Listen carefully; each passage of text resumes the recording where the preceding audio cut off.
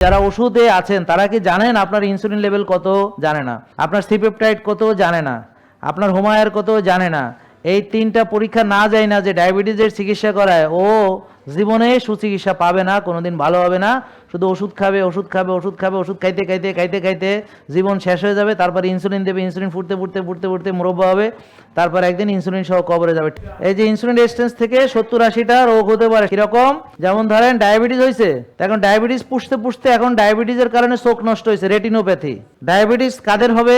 যারা আরাম প্রিয়, অলসতা প্রিয়, বিলাসিতা প্রিয়, নড়াচড়া যাদের পছন্দ না, আর যারা ভালো খাইতে ভালোবাসে, আর টেনশন করতে খুবই পছন্দ, আর রাত জাগতে ভীষণ পছন্দ, আর যাদের জীবনে কোনো ডিসিপ্লিন নাই, রুটিন নাই, যারা একেবারে বিশৃঙ্খলভাবে, অর্থাৎ ঘুমায় কখন, খায় কখন, ওঠে কখন, কোনো ঠিক ঠিকানা নাই। আপনারা কি সুস্থ থাকতে চান, নাকি বছর বছর ওষুধ খাইয়া রোগ পুষতে চান?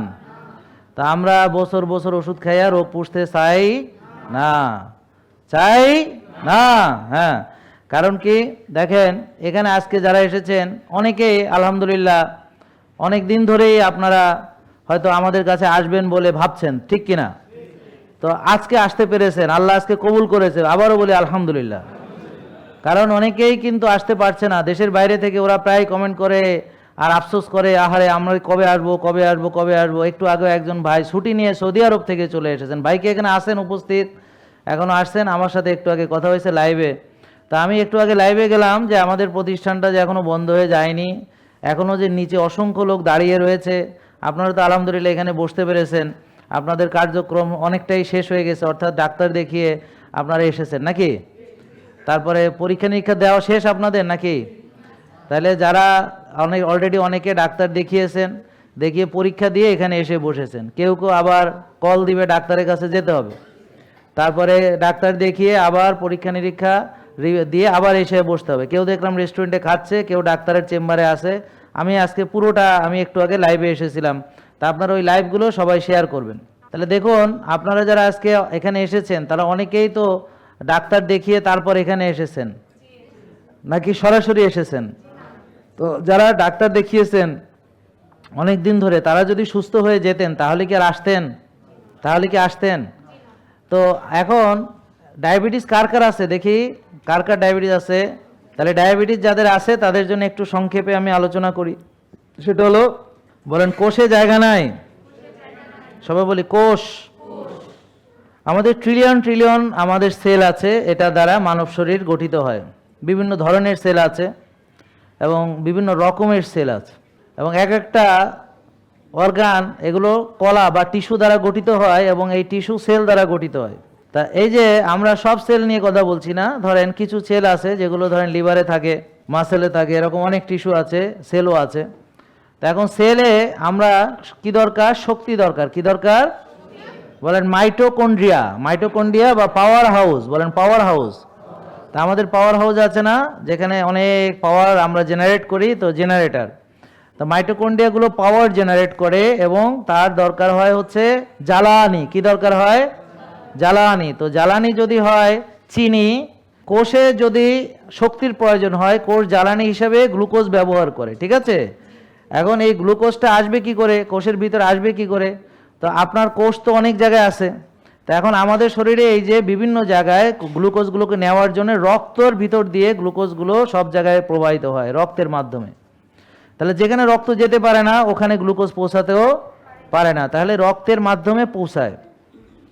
এখন আপনি খেলেন ভাত, কি খেলেন? ভাত। এখন রক্তে কি আসবে? গ্লুকোজ আসবে। এই গ্লুকোজটা কোষের ভিতরে ঢুকবে, কিন্তু গ্লুকোজ সরাসরি কোষের ভিতরে ঢুকতে পারে না, এটার একটা রেগুলেটরি বোর্ড আছে। তাইলে কোষের ভিতরে কতটা গ্লুকোজ ঢুকবে সেটা কোষ নিয়ন্ত্রণ করে। তো ইনসুলিন কি করে? কোষের চাবি এটা খুলে ফেলে, তালাটা খুলে ইনসুলিন এই গ্লুকোজটাকে কোষের মধ্যে ঢুকতে দেয়। আর যদি কারো ইনসুলিন না থাকে তাহলে কোষের মধ্যে ঢুকতে পারে না। তা এখন যদি চিনি ঢুকতে না পারে তাহলে কি হবে? চিনি ঢুকতে না পারলে কি হবে?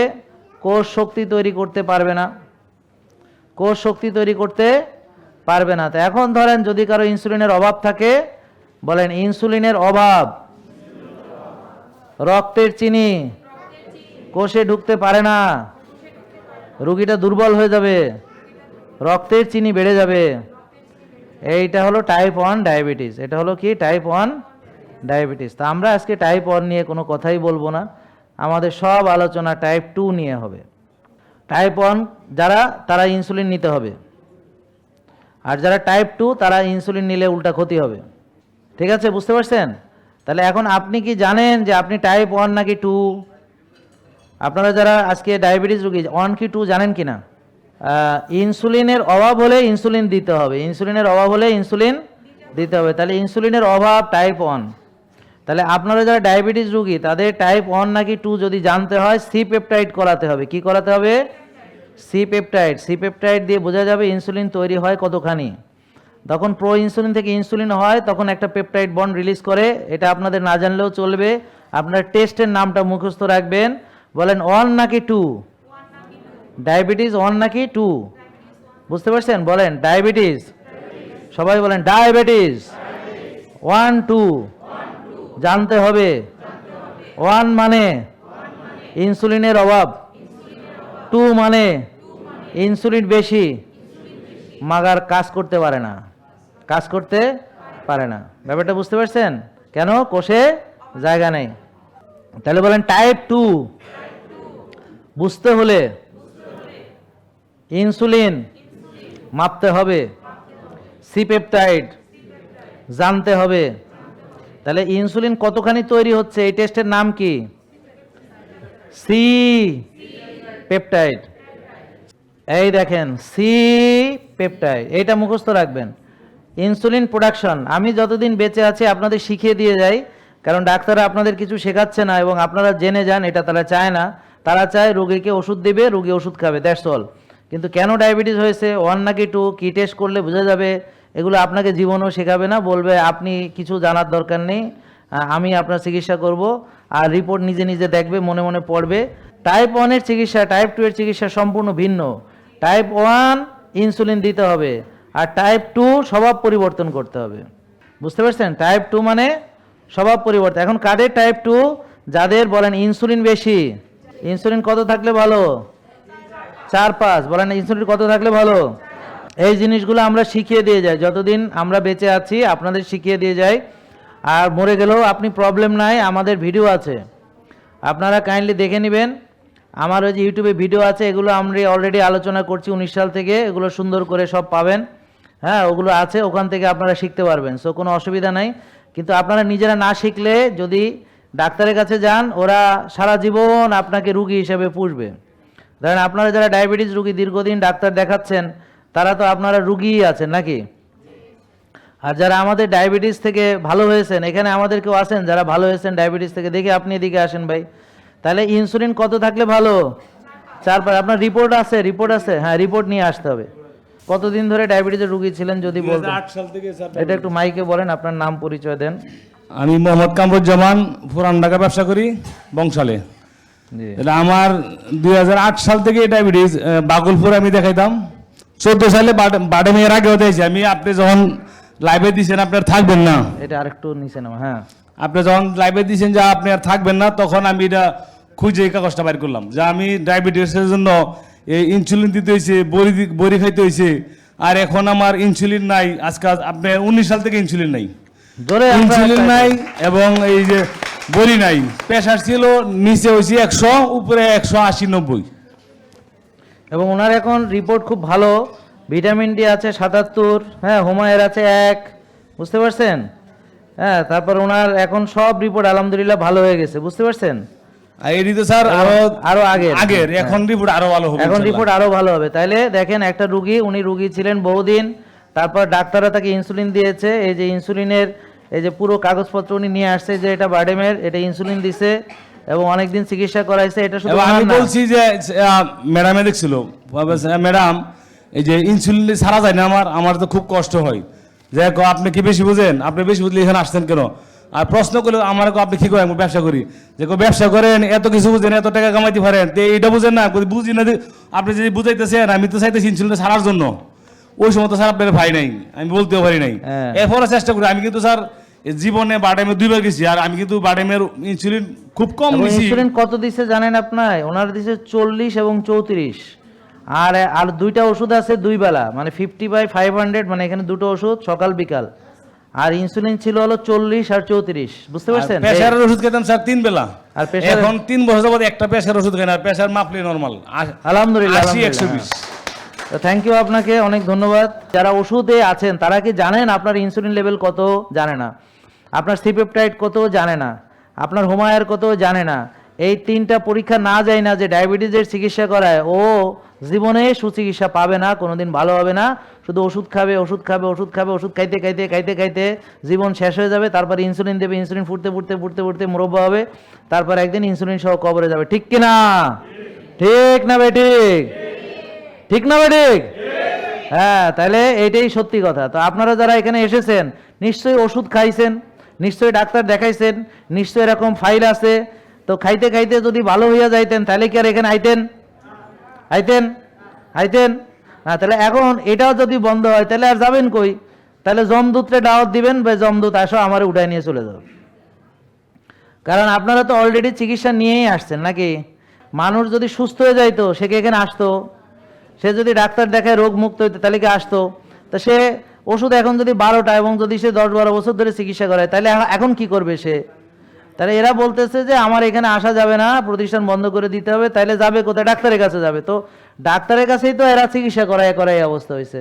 ডায়াবেটিসের মূল কারণ হলো দুটি। একটা হলো খাওয়ার সঙ্গে ব্যায়ামের কোনো সম্পর্ক নেই, অর্থাৎ খায় বেশি কিন্তু কোনো কাম কাজ করে না। বলেন, খাই বেশি, বার্ন করি না, কাম করি না, জমাই, কামের মধ্যে 2, খাই আর শুই, চর্বি জমাই, রুগী হই, কি মজা, কি দারুণ।